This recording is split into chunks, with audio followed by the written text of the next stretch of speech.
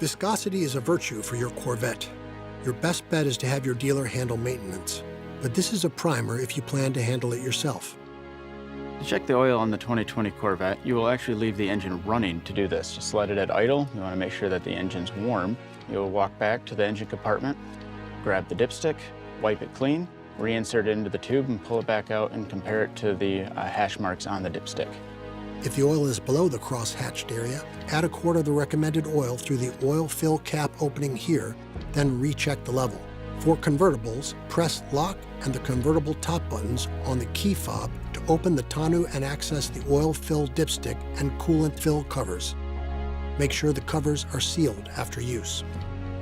Using engine oil approved to the proper specification and viscosity grade is crucial. To check your coolant, be sure the system is cool and that the vehicle is on a level surface.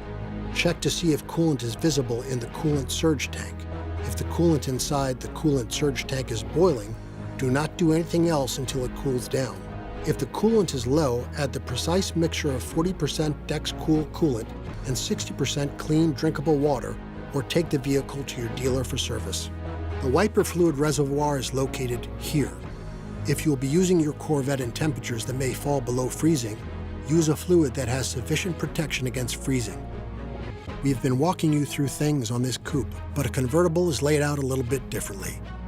You check the oil here, the coolant here, and the wiper fluid is in the same place, under the hood.